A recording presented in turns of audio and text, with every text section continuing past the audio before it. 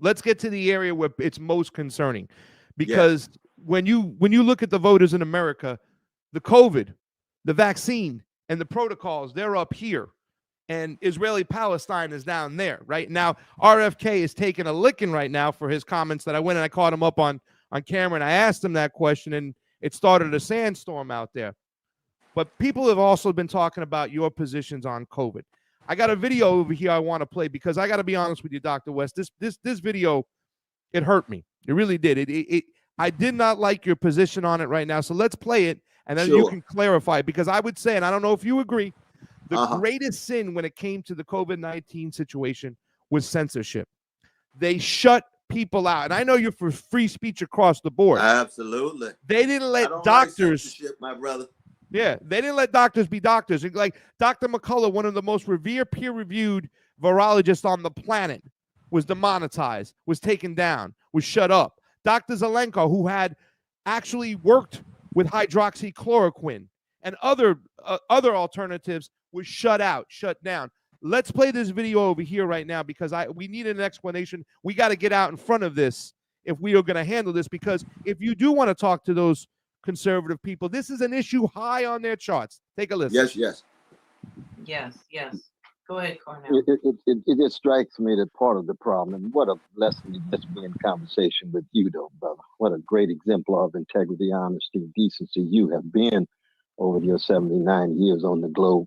But it just seems to me there's a spiritual decay in the country in terms of people just not caring about each other, people not being concerned enough about each other. How does one deal with that as a scientist? And it just strikes me as you have been very distinctive as a scientist because you're so deeply grounded in humanity and humanitarian sensibility, grounded in a Jesuit education, grounded in all that love coming out of the Italian-American communities going back to the old country.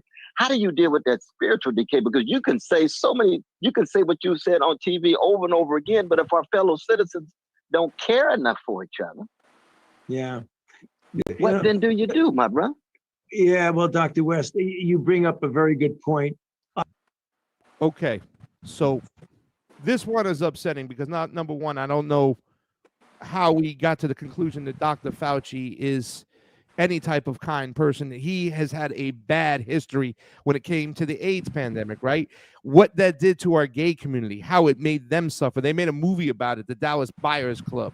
I mean, he almost did the same thing with the AIDS pandemic he did with COVID, where he didn't allow other alternatives, other medicines to get out there. But the thing that really upset me more than anything, Dr. West, and I know you know this because you talk about COINTELPRO, you understand the intelligence community. If I can create a situation in what you do to your body affects me, I have the ultimate divisive weapon out there possible. That statement you made was very, very divisive because it wasn't that we didn't love each other. It's that we weren't able to have a conversation about it. And I can go on about masks, how bad they are. But do you regret these comments, and do you regret kind of uplifting Dr. Fauci in this situation? Because people have said to me, they're like, you should ask Dr. West. It seems like there's more than one crack pipe going around when he could say these things about Dr. Fauci when he's had a history tied to the pharmaceutical companies, tied to gain of function, tied to Bill Gates and the Bill Gates Foundation. The financial gains of this towards the millionaire class, the billionaire class that came to the COVID-19 is off the charts. So do you want to make a comment about this and try to give us a little insight to what you were thinking and why you said these things? Yeah, no, I appreciate you raising this question, though, brother, because, what I said was not based on any extensive investigation. I always know that the pharmaceutical companies have a disproportionate role in shaping the public policy. That's what corporate power and what corporate wealth does, be it in one sphere as opposed to another. But I was basing it in part on what I was perceiving in what Brother Fauci was putting forward, given that knowledge of the pharmaceutical industry having that kind of influence, and it was in real time that we were in such crisis. We had to do something, and we needed to have someone who was trying to put forward a view or a set of policies that could push back the disease on the one hand and also try to envision an overcoming of it down the road on the other. I agree with you. I do not believe in censorship. I do not believe in suppressing dissenting voices. That includes dissenting doctors, that includes dissenting schools of medicine and what have you. In that particular moment, I probably should have been much, much, much more critical. So I would acknowledge that. There's no doubt about it. But let me ask you a question. I mean, do you believe that Brother Fauci has any commitment to the well-being? I've always felt he had some commitment to the well-being of fellow citizens. You see this book right here? I knew everything in this book before it came out, right? This is an area where people are going to say, you know, this is RFK's book about Dr. Fauci, because this is an area where he was a champion, he led about. It didn't take much research to understand where Dr. Fauci had been and the sins that he has created. There's a whole graveyard full of children in New York that leads to Dr. Fauci's funding in his hands. There's beagles, dogs we can talk about. I do not believe that Dr. Fauci cares about people one bit. He only cares about his pocket. And we have all the evidence and the receipts. 80% of Republicans want him tried for what he did.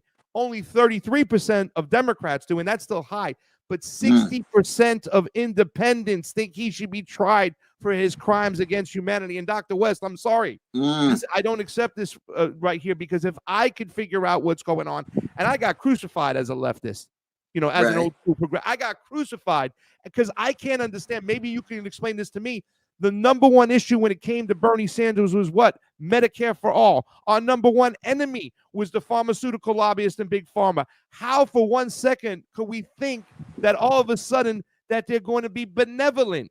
No, I never made a claim I they were can't get it. benevolent. I never made a claim they were benevolent. I said they're always already bringing power and pressure to bear. I just thought that Brother Fauci had much more of an humanitarian element than you're giving him credit for. If you're calling him a criminal committing crimes against humanity, that would be something that I would have to be more thoroughly persuaded. I mean, I hear about the book. I've taken a look at the book, but the book can be wrong, brother. The book can be wrong too. You know me. I'm across the board. I'm an equal opportunity. But I appreciate the challenge, and I appreciate you pushing me.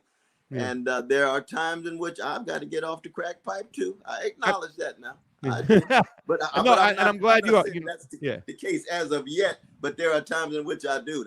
No doubt about that, my brother. I said this before. Somebody said this the other day. Like, we had Keith McHenry on the morning show. We need to take RFK to the West Bank and let him see for his eyes. Well, the same thing over here, Dr. West. I think we just got to get up on this. And I'm not saying this to crucify you or go after you or to harm you.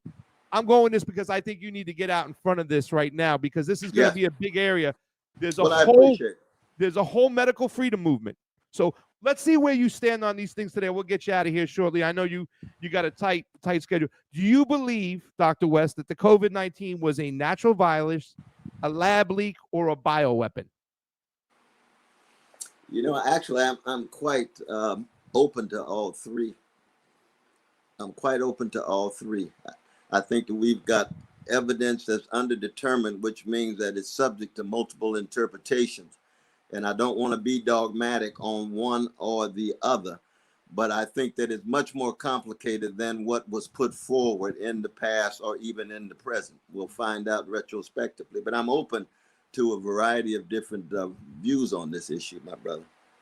What do you know about the WHO and the WEF and Klaus Schwab in particular?